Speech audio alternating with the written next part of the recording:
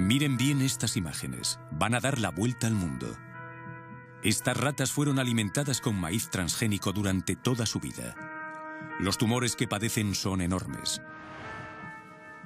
El estudio que permitió revelar el impacto de los OGM sobre la salud de estas ratas se acaba de terminar. Se necesitaron medios técnicos y financieros excepcionales.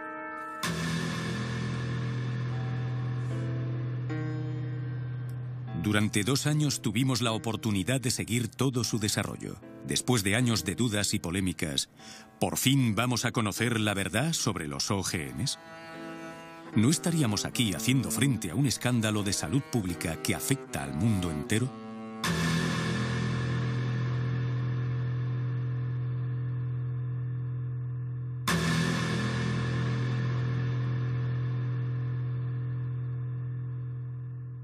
Es, por lo tanto, a día de hoy el estudio más largo y más detallado sobre un OGM. También hicimos a la vez otro estudio sobre el principal pesticida en el mundo, el Roundup. Es un herbicida, pertenece a la principal categoría de pesticidas en el mundo. Trabajamos más de 1 año hasta conseguir maíces transgénicos, porque ningún productor de OGMs quería dárnoslos. Así de sencillo, dado que Monsanto les hace firmar acuerdos para que estas semillas no sirvan para la investigación. O llegado el caso, es necesario tener su acuerdo para hacerlo. Y queríamos que el estudio fuese independiente. Es la primera vez que se hacen estudios de 2 años sobre OGMs. Aquí reside ya una gran diferencia. Además, intentamos evaluar el mayor número posible de parámetros bioquímicos y biológicos, con tomas de muestras de sangre reiteradas, tomas de peso y análisis de orina. Estudiamos los parámetros hepáticos, los parámetros urinarios, los parámetros sanguíneos, todos los que podemos estudiar. Los parámetros hormonales que tampoco fueron estudiados en los estudios anteriores. Se trata realmente de una primicia a nivel mundial. Hasta entonces, el maíz NK603, el OGM seleccionado para este estudio, había estado bajo estudio nada más que 3 meses y bajo el control único de su fabricante, Monsanto. En cuanto al Roundup, producido también por la multinacional y utilizado para el cultivo del maíz, no se ha evaluado más que su principio activo, el glifosato, y no su fórmula completa. Ahora bien, para permitir al principio activo penetrar en las células de las plantas, la empresa utiliza coadyuvantes que pueden a veces resultar más nocivos que el glifosato mismo. El objetivo es doble. Por una parte, llevar a cabo los estudios según las normas internacionales, pero no interpretándolos de la manera más laxa posible, como lo hacen algunas industrias, sino analizándolos de la forma más rigurosa. Y por otra parte, queremos averiguar si hay efectos secundarios. Solo se puede hacer alimentando a los animales con OGMs, examinando todos sus órganos y parámetros sanguíneos. Puede que fuera útil a estas alturas saber para qué sirven los OGMs. Muchas veces se trata de una planta que ha sido concebida o bien para producir su propio insecticida o bien para ser tolerante a un herbicida y poder recibir fuertes dosis sin morir. Entendemos naturalmente el interés para el agricultor. Podrá, por ejemplo, esparcir el Roundup en su campo. Desaparecerán todas las malas hierbas y solamente quedará el OGM cultivado. Entendemos mucho menos el interés para el consumidor, ya que corre el riesgo de comer un producto convertido en una auténtica esponja para pesticidas. De ahí la importancia de poder evaluar el OGM más los residuos que contiene y el pesticida solo. ¿Por qué no se llegó a someter a examen antes? Porque las compañías hacían sus pruebas, o con OGMs tratados con Roundup, como debe ser, y entonces no se podía distinguir el efecto OGM del efecto Roundup, o las hacían sobre el OGM sin especificarlo. No había realmente ningún estándar en este sentido. Lo que decidimos hacer fue, por fin, acabar con la duda. ¿Se debe al OGM o se debe al pesticida? Ya que durante más de 10 años, las comisiones nacionales no se preocuparon por el efecto del pesticida. Así pues, Europa ni siquiera exige que se lleven sistemáticamente a cabo pruebas de toxicidad crónica sobre animales, y cuando las pide, son las propias compañías las que deciden sobre el protocolo a seguir. En el caso de la patata Amflora, por ejemplo, se hicieron pruebas sobre 30 ratas solamente, de las cuales solamente 10 consumían el OGM. Los maíces de Monsanto fueron probados sobre 400 ratas. A 80 las alimentaban con la planta transgénica, pero solo 40 fueron analizadas con respecto a la sangre. En todo caso, ninguno de estos estudios pasó de los 90 días.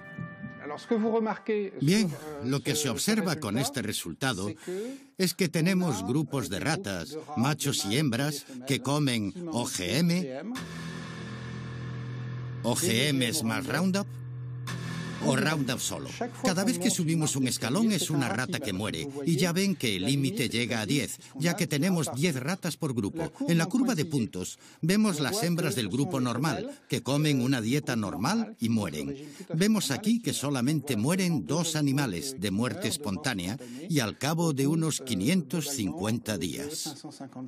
En cambio, todas las hembras que comen OGMs tratados con Roundup o que beben Roundup, mueren más que las ratas normales. Bueno, entonces se nos puede preguntar, ¿es estadísticamente significativo? A nosotros lo que nos interesa es que hay una mortalidad 6 veces superior en este grupo con respecto al grupo de control. Tenemos, por lo tanto, un aumento del 600%. A este nivel ya no hacen falta estadísticas en biología o en medicina. Un punto importante que subrayar, sin embargo, para aclarar, es que todos los estudios hechos sobre ratas son estudios de 3 meses y como por arte de magia no vemos aparecer ningún trastorno antes de los 3 meses. Los primeros trastornos aparecen al 4.º mes. Significa que los estudios de 3 meses no sirven para nada, sino para tener la conciencia tranquila y hacer que ingiramos productos potencialmente tóxicos. El equipo del profesor Seralini diseccionó cada una de las 200 ratas para analizar con exactitud lo que afectaba a sus órganos. El propósito: intentar entender cómo cada una de las 3 dietas, OGM, OGM más Roundup y Roundup solo, podía incidir sobre el metabolismo de los animales, y en particular, en lo que se refiere a la aparición de tumores que, sin sorpresa, solamente se desarrollan después del 3.er mes. El número de tumores palpables, bien visibles, que aparecen entre los animales durante el estudio, se ven en esta tabla. Aquí tenemos las ratas que solamente reciben OGMs, frente a las que tienen una alimentación normal. Observen que muy pocos machos tienen tumores y son más resistentes a lo largo del tratamiento. Lo que observamos en estas tablas es que cada vez que subimos un escalón, tenemos grandes tumores que miden al menos 17 milímetros. Para una rata, y podemos enseñar las fotos, es enorme. Podría equivaler a un tumor así de grande para un humano. Es enorme. Resulta que identificamos cada uno de los tumores, y el 94% de los tumores son los llamados mamarios, es decir, que corresponderían a tumores en el pecho para las hembras. Aquí tenemos tumores en los riñones para los machos, aunque también tumores mamarios, lo cual es bastante excepcional entre los machos. Esto nos hace sospechar sobre algún efecto hormonal, que de hecho no es dosis dependiente. El 60% de los cánceres de mama en realidad dependen de perturbaciones hormonales. El estudio del profesor Seralini nos reserva una última sorpresa, y es consecuente. Mientras podíamos sospechar que la sobremortalidad de las ratas se debía principalmente al pesticida asociado al maíz, parece ser que el estudio ha evidenciado, por primera vez en el mundo, un efecto debido a la misma transgénesis. Esto significa que el simple hecho de intervenir en el genoma de la planta para modificarlo podría tener consecuencias que nadie hasta ahora había previsto. Es para cuestionar todas las concepciones científicas que llevaron a la invención de los OGMs. Nunca se había probado el Roundup solo, durante 2 años. Dicho esto, con el Roundup, nuestros estudios de células nos mostraban que las células de hígado, embrión, riñones, placenta, cordón umbilical, morían mucho más rápido.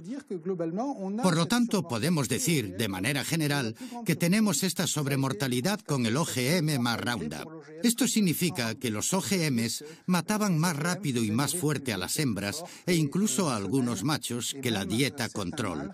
Aquí tenemos, por lo tanto, un efecto que se puede deber o al gen del OGM que se insertó mal en la planta y que llegó a perturbar el resto, o a un efecto metabólico secundario.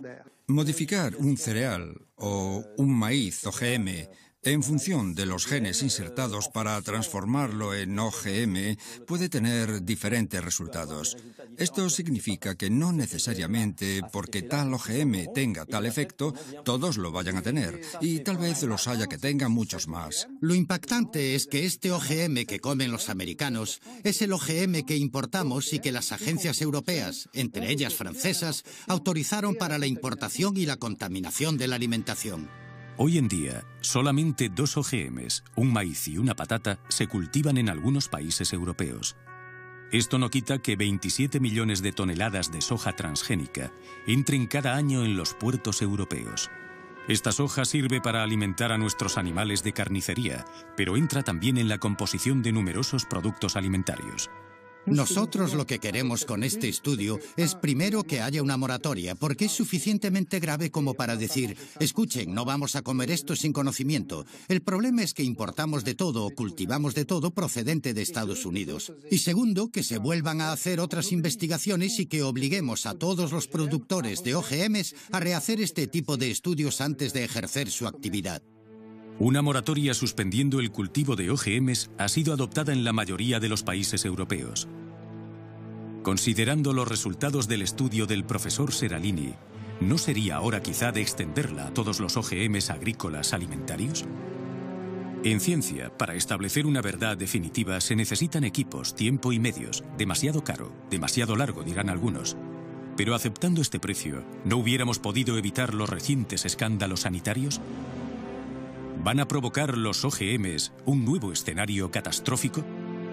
Es obvio que es un riesgo que no podemos correr, y mientras esperamos evidencias científicas, es necesario utilizar aquel famoso principio de precaución del cual hablamos tanto, pero que tan pocas veces aplicamos.